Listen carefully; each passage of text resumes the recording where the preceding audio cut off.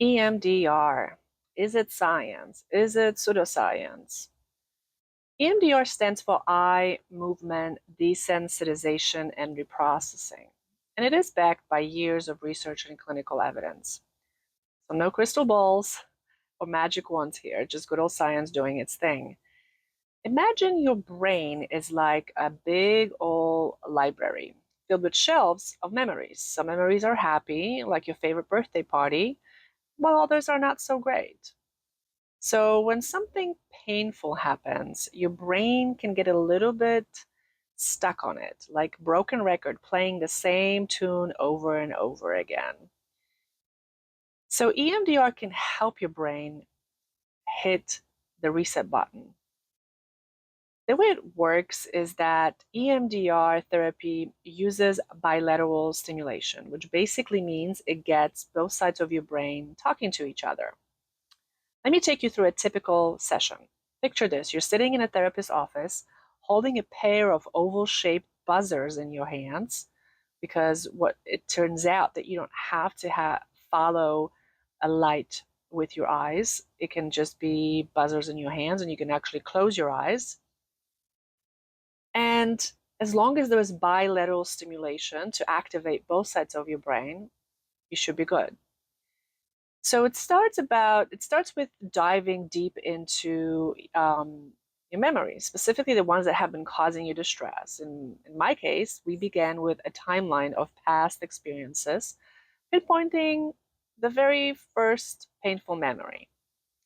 Now, let me tell you, revisiting those memories isn't always a walk in the park. It's like opening up a Pandora's box of emotions, but here's where the magic happens.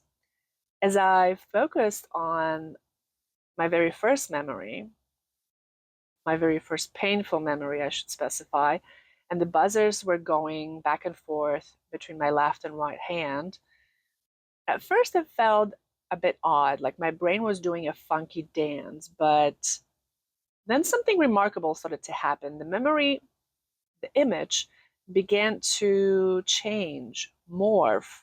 It was like watching a scene from a movie, except I was both the audience and the director. As the session progressed, the once distressed memories started to lose its grip on me emotionally. Those deeply ingrained beliefs that stemmed from that experience, they began to unravel like knots in a tangled thread. It was liberating and surprising, to say the least. So as you focus on the memory and the bilateral stimulation does its thing, the memory just starts to change, like adding a new chapter to a book or editing a movie scene. So once again, the once distressing memory becomes less intense, and those negative beliefs that we're stuck to start to loosen their grip.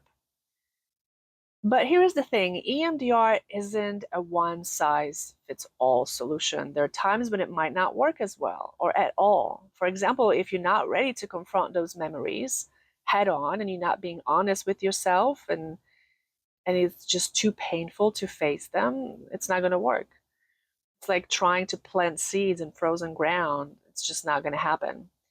And there are certain people who might not be best candidates for EMDR either, like those with certain mental health conditions or individuals who struggle with dissociation or addiction. It's all about finding the right fit. So there you have it. EMDR therapy in a nutshell. It's science, not sorcery. And while it may not be a magic cure-all, it sure can work wonders for those willing to take the journey.